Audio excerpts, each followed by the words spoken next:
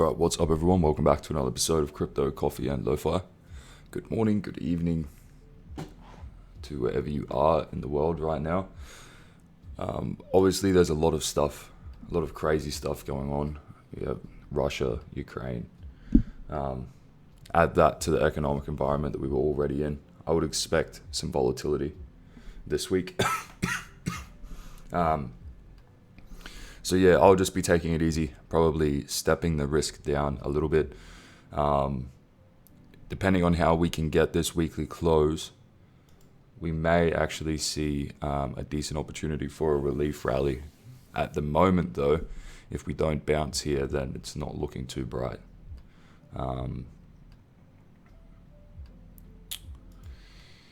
Yes.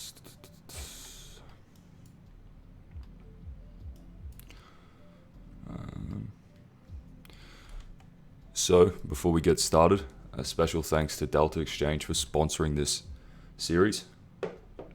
Click the link in the description below, sign up with them, make a deposit. For every person that signs up and makes a deposit, send me a screenshot. I'll be giving all of you access to a tutorial series that I've put together for everyone who signs up using my referral link. So, click the link in the description below and sign up. Special thanks to them. Yeah, so getting started, I'm really trying not to stick to a bias here, depending on how the weekly candle closes. Will depend on if we're going to see more upside, but right now it's not looking too bright. So if we take a look at ETH on the H4, I've been looking at this previous level of accumulation for a few weeks now.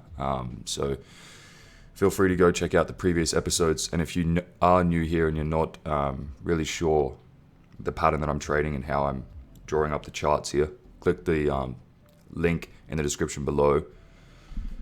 It'll link you to the tutorial series that I have up for free here on YouTube. So essentially I am just using the same pattern to find accumulation, distribution, support, resistance, and then that same pattern again as an entry trigger. So essentially that pattern is just a sweep that is then followed by a structure break. So you can see we have a sweep here of this low. I then look for the high that's responsible for taking that low. You can see we broke up above right here. And then we came back, returned to this range right here, and now we formed the same pattern again. So this technically is a buy signal. However, I would like to see some lower time frame accumulation somewhere inside of this range.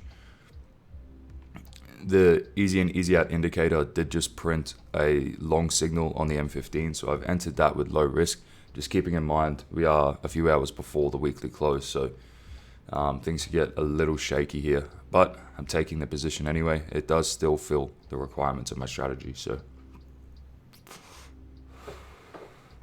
if we can get some lower time frame accumulation here on the M15 or the hourly, something like this, then that would be the first sign that this range is going to hold. And then obviously we need a close above this level, hopefully a daily or a weekly close. I doubt we're going to get it at this point, but if we can get a daily or weekly close above here and then start the next week off with some accumulation on the hourly or even the H4, then I think we are good to take out all of these highs and reach into the previous areas of distribution all the way up here. But we may continue to sell off again right before the weekly close, so trying not to take too much risk here. If we run up on the lower time frames, let's say we get a shitty weekly close and then we run up into this range here and get some redistribution, then I'll look to enter short, and then I think the safest bet would be for price to take out all of these lows.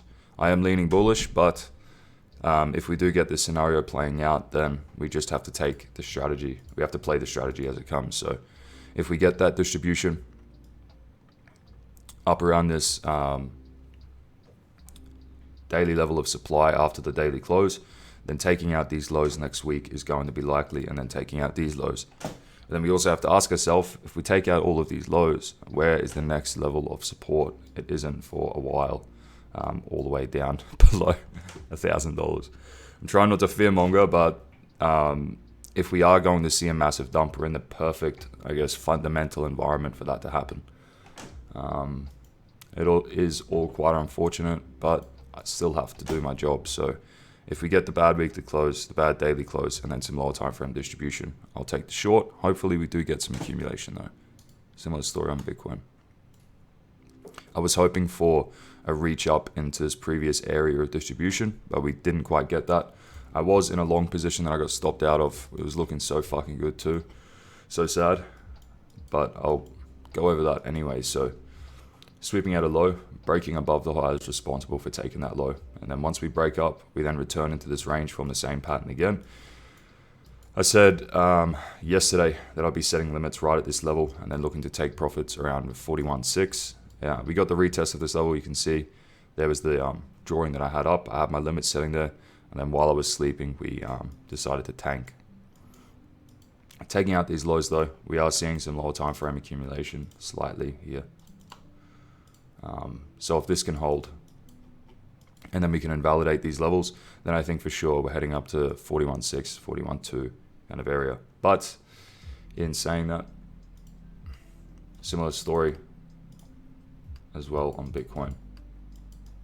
Sweeping out this high, breaking below the low, and then sweeping out this high and breaking below this low. So this is now all resistance. This is now all distribution. So if we get a shitty daily close and weekly close, and then we come up and we see more distribution somewhere in this zone, then I would say, okay, I'm pretty confident in a short down into this accumulation or even below the low here. If we do break that low, then just like Ethereum, we have these lows, and then on the daily, we have all of these obvious lows as well. And just like Ethereum, if we do start to break all of this support here, there really isn't much at all. You have this zone here, but then other than that, we're looking all the way back at the start of the run. But of course, we could just range and chop about here. So it's really difficult to kind of predict what's going to happen until we have that next daily and weekly close.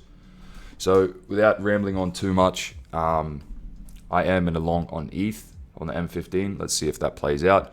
I would like to see a run up before the daily and weekly close to see if we can fix this weekly candle up a little bit. If we do get that and we get some strong bounces here, then I think aiming for the key high on Bitcoin right there, and then all of these key highs on Ethereum.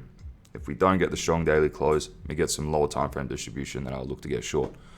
No worries, guys. If you're interested in the way that I'm trading here, you can click the link in the description below, pick up a copy of the strategy, and then we also have this indicator as well that prints all of the signals for you, your entry, your stop loss, and all of your exits. And there's some data on the website for you to look at too. No worries. The next episode will be tomorrow. Special thanks to Delta. Click the link in the description below and sign up. All right, guys. Enjoy the rest of your day. Bye-bye.